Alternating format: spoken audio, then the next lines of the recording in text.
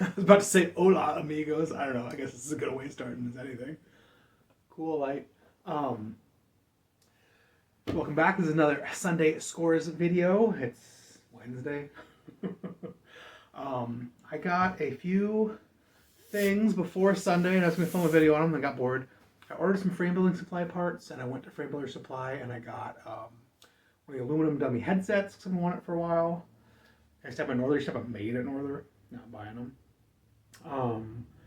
And I got some Columbus SL fork blades for a fork I got to repair. It's a yellow one with once I got bent, then he broke it off and shipped it to me, and the other side's still straight. He just wants one blade replaced. It's very weird. I'm going to do it.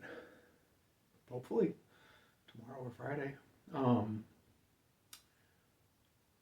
I think that's about it. I got some rack tabs, more 3/8 rack tabs. I used all my last pack on Scout's bike, my last handmade bike, and the big cool Art Deco rack I made. So I went to Sunday salvage sales. I hit it on the way down to Eugene for Father's Day. So I didn't want to go too crazy. I didn't look at the bikes. I didn't buy any bikes. I wasn't gonna buy any bikes. I got a little bag of stuff. We'll go through it. At the last second, he pulled out this old salsa frame. It's a Salsa Casserole frame.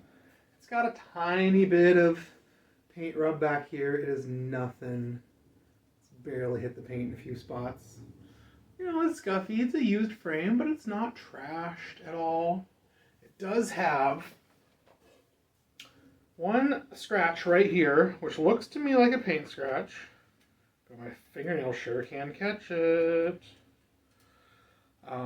He said he thought it was a crack, and one of his guys taking the bike apart thought it was a crack. And he said when he had the headset in and the fork, he could push on it and see it open a little bit. So it might be a crack. So he gave it to me in case I wanted to fix it. So it's a casserole frame. I don't know, I might. You know, I've never done a top tube replacement. I've never wanted to, but I have spare free tubes. It would be a good learning experience or whatever. I charge outrageous money to replace tubes because it's a huge pain in the ass. It's not fun. It's not glamorous. Most guys I think are charging 3 to 6. I used to say 3. Now I'm saying just telling people 6 just in case, and maybe I'll give them a discount. It's not so bad. But I almost never do it. Never done a top tube for a customer. Almost done a couple of lug bikes. Never have. This would probably be easier to have to cut the tube out. Probably cut it here and here. And it's TIG welded, so then I have to come in with a grinder and very carefully try and grind the tube away and grind as much of that TIG weld away as possible. It'd be hours of just cutting and grinding and sanding carefully to get all the TIG weld out of the way for the new tube to go in. And then I'd probably just fillet braze it in. I mean, I could do something fun, like get an oversized lug or something weird. It'd be fun. But I'd probably just fillet braze it in. It's no big deal. I haven't done a lot of fillet brazing actually. I've only built 2 or 3 fillet braze bikes. I really prefer lugs. They're pretty. They're hard in a different way. Fillet's fine. I can do them just fine. I fillet braze lots of little stuff. Do lots of racks and done some displays and things. And a couple of bikes I built with it came out totally great. I was impressed.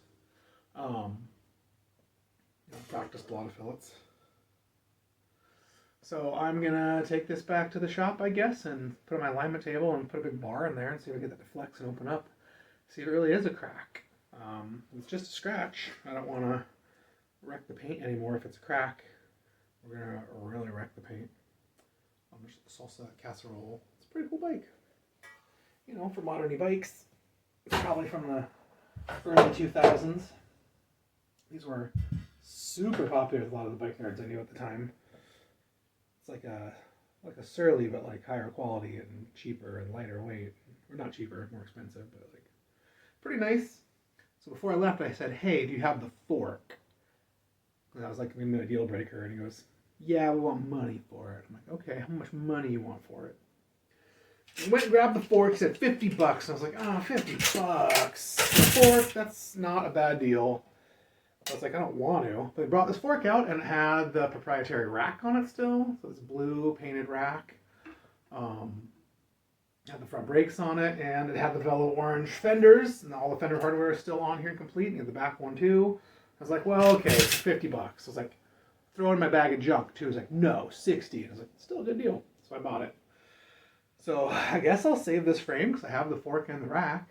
It's more motivation to actually save it instead of just hang it up and wait for 2 or 3 years and then just sell it or throw it in the recycling, like I often do. Because the project's got to be kind of exciting, otherwise I don't want to do it. This fork is crazy. It's got some sort of stainless steel dropouts. There's like no brazing line here. It almost looks like they're super glued in or something. They might be some sort of bonded in. The dropouts face forward like a disc thing. These guys were doing weird stuff back then. But yeah, pretty decent used, but not super beat up VO hammered fenders. And this cool rack. I bought one of these racks once for $40 just for the rack for some project. Didn't end up using it because I didn't like that it was blue. I wanted a VO. I found a VO and used pretty cheap, and then sold the rack for $70 probably. They're very hard to find. I don't think they ever sold them separately. I think they just came on this 1 year casserole with this one paint scheme, as far as I know. So that's pretty cool. So here's $50 of my salvage sales trip. Look at this VO fender. It's got some corrosion on it and stuff. This bike might have some wet miles, or maybe it's from out of town. I don't see any rust or anything. It's got some miles. Let's look at the junk I got. I got some junk. I think at the end this is in the free box. That's always fun. It's ridiculous. It's an under seat mount double water bottle holder for like time trials or something. I guess you'd use it for a good bike tour, or if you're gonna ride your track bike on a bike tour, there's no place to put water bottles. Something like this is fun. I don't know. It's all complete with the hardware, and I just wanted it. It's just ugly and silly, and I wanted it, so I got it. What's this little bag? Oh, I didn't even see this. This is just stuck to something. This is just a little set of Ultegra flight deck bracket covers for the shifters. One is broken and one is cracked. Whatever. I grabbed a pump.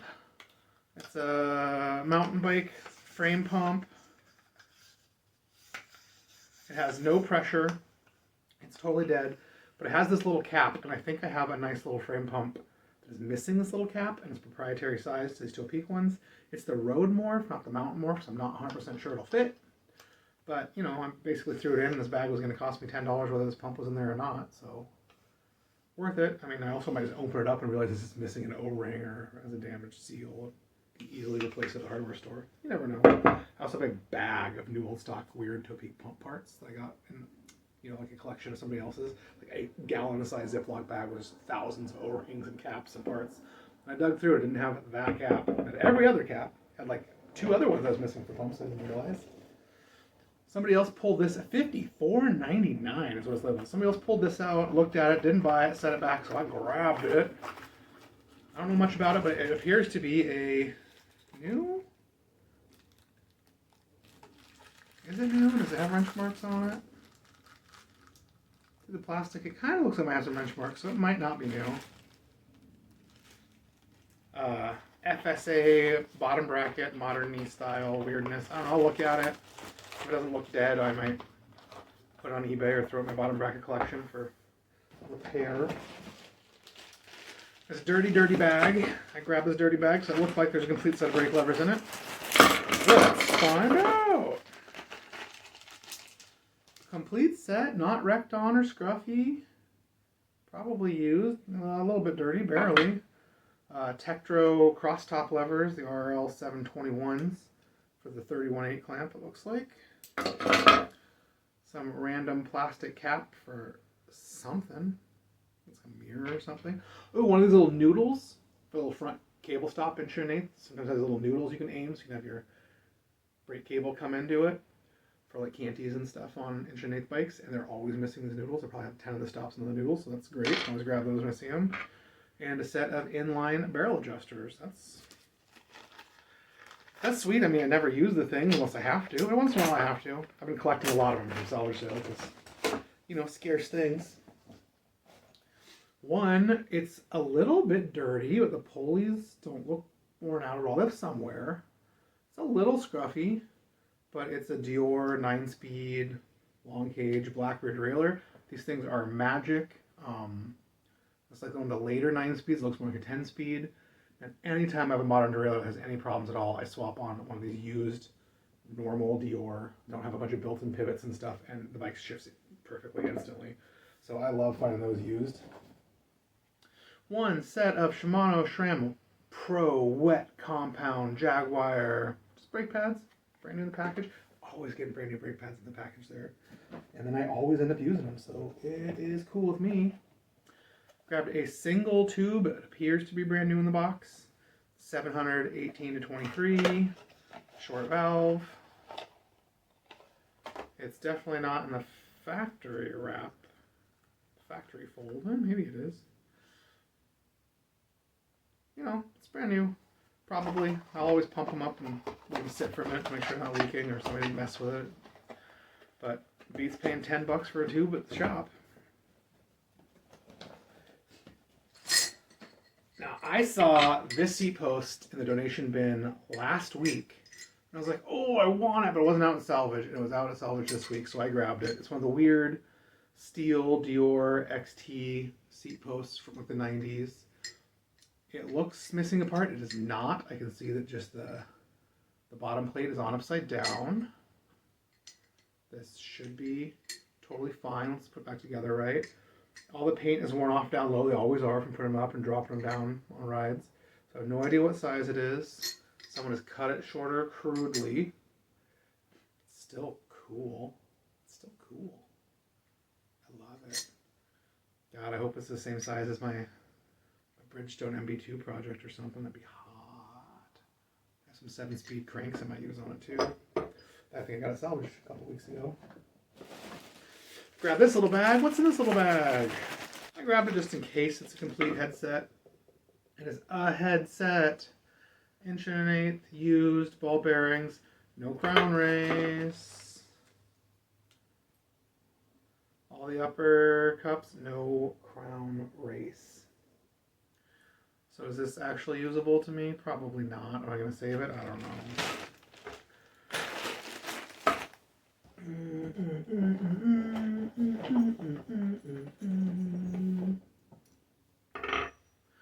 Found a couple of these like disc brake rotor lock things for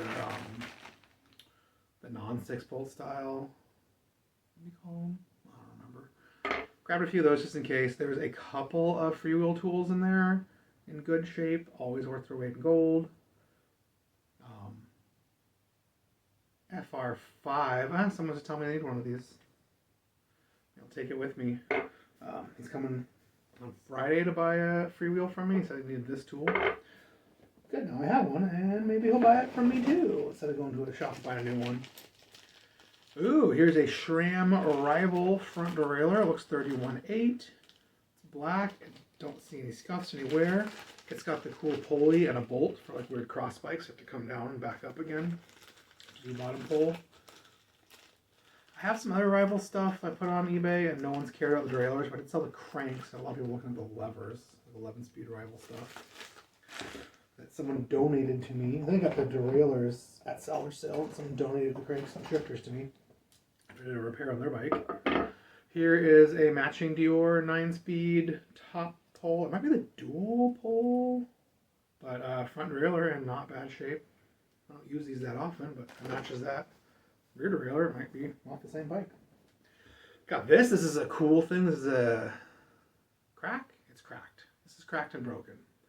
This was cool. It is no longer cool, but it's still weird and fun to look at. It's a Mike Technology, made in Italy, 15-tooth track cog, but it's a weird track cog for like a proprietary hub. I don't know if you can see the line in there.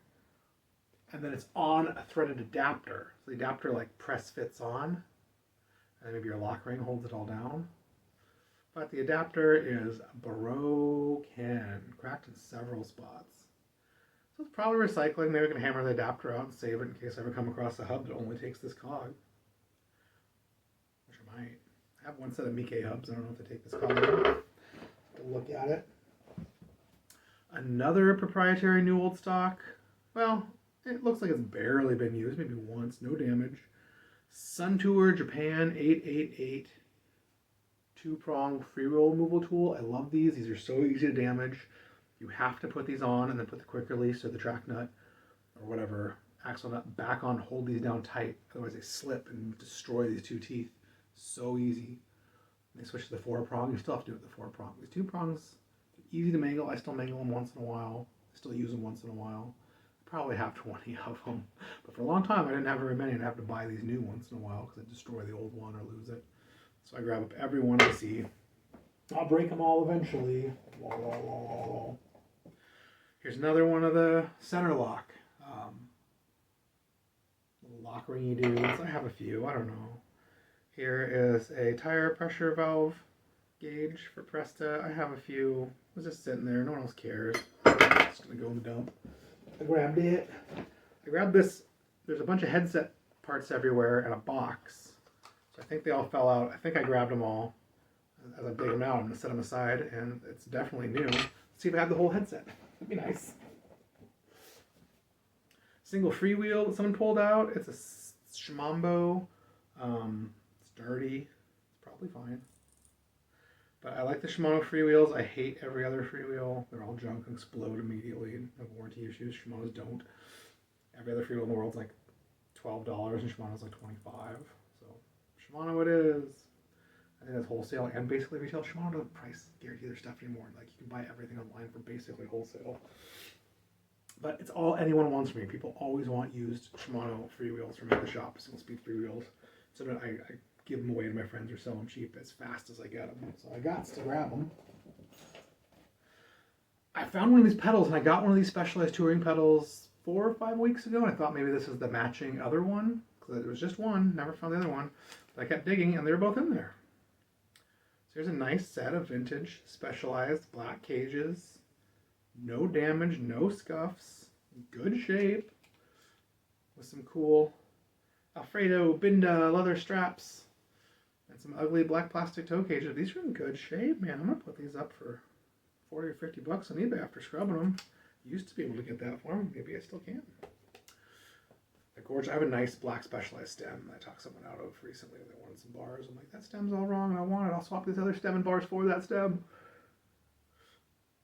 Kind of matchy-matchies and cool.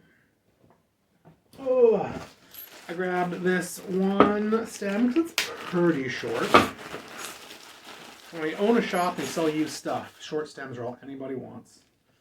Who wants to take off their 110s and 120s and put on 80s and 90s. It's a silver Ritchie Force, ugly modern-y silver, but it's got, you know, it can sit flat this way. Got a little bit of positive rise that way, which everybody wants.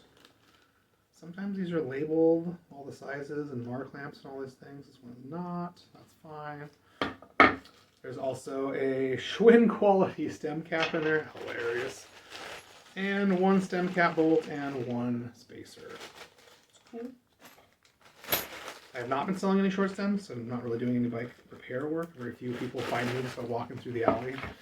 So most of the time just doing stuff for friends and frame buildy stuff for customers. Here is the upper nut to that headset. Here are the cage bearings. What I'm afraid is there's going to be no crown race. But the tongue gauges are nice because you can order the crown race separately, I think, for only a few bucks.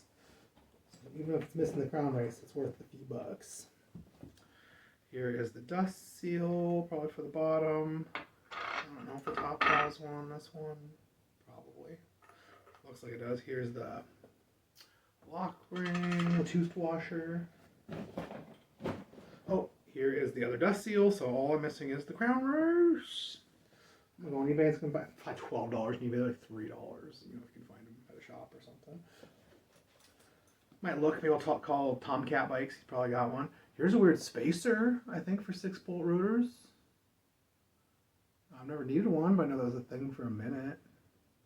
Grabbed it. Here's another Shimano lock ring thing for disc brakes. Here is a probably track lock ring, probably just English or whatever. It's chrome, it's not too beat up. It'll be fine. Here is another lock ring, which is one of the weird formula ones. I don't know, it's probably fine. It's not too beat up.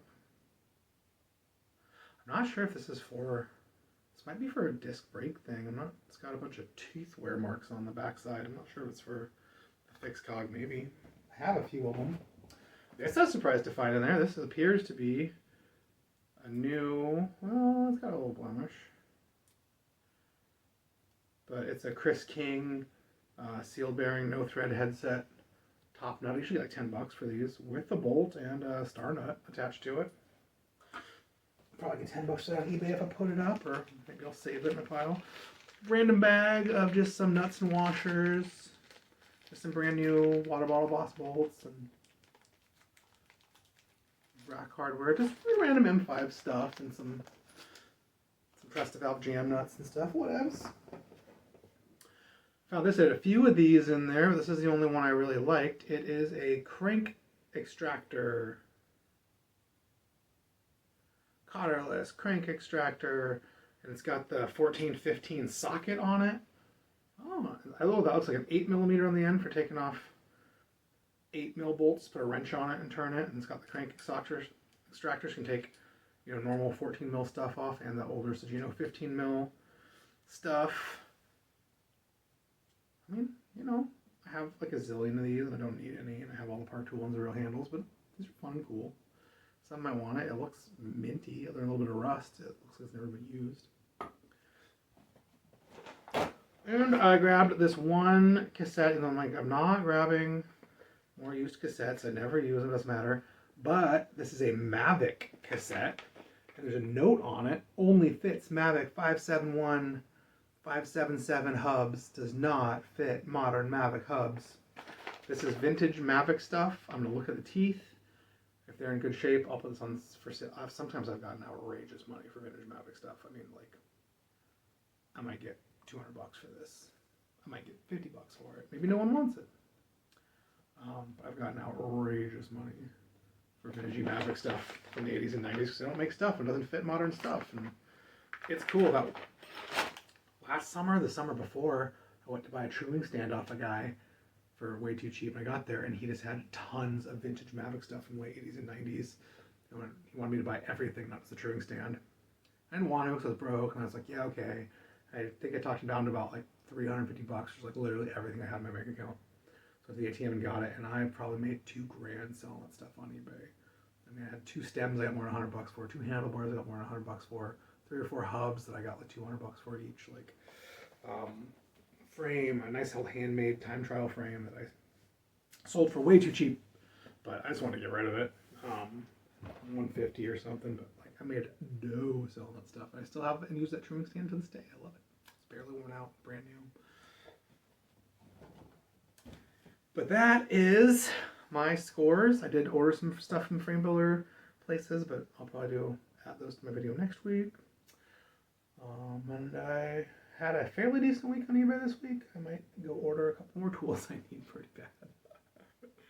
And I might go on the old eBay to see if anyone happens to have a cheap crown race for this. It is the JIS, not ISO. So it's like Japanese, modern Taiwanese bikes. I still think most of their headsets are ISO. Not stuff you can get in America, but stuff you can still get overseas. A lot of it is still JIS. But a lot of it's 1-inch threadless JIS. Very weird. So this is for a lot of 70s, 80s, maybe even some cheap early 90s 1-inch threaded bikes. Incomplete, no lock ring. That's not true. It's got everything but the crown race. Anyways, thanks for watching. All right, we're back in the shop. I got this Salsa Casserole that I got from Salvage Sale. They thought that it has a little scratch right here. They thought that was a crack. So I'm being extra paranoid. I mean, I don't want to say that all bike mechanics are idiots, but I think most people are idiots about most things most of the time. No offense. So I'm trying to check this thing out and see if that is really a crack. And they swore they could flex the frame with the fork in it and see that thing move. I've been playing with this a couple of times now for a few minutes. I have this like 15 or 20 pound cheater bar. It's probably more like 15. Solid steel 27.2 for aligning seat posts. I think this is 1.1 for aligning head tubes. So I got this dude in here, and I can push and pull at the same time, and I can see this whole frame move a couple of millimeters. I can see the head tube move. I can see everything move. And for 1 second, I almost thought this was a crack because I saw it move with the tubes. But I cannot see it open. I put Sharpie on it. I took the Sharpie off. I do anything I can to see any change.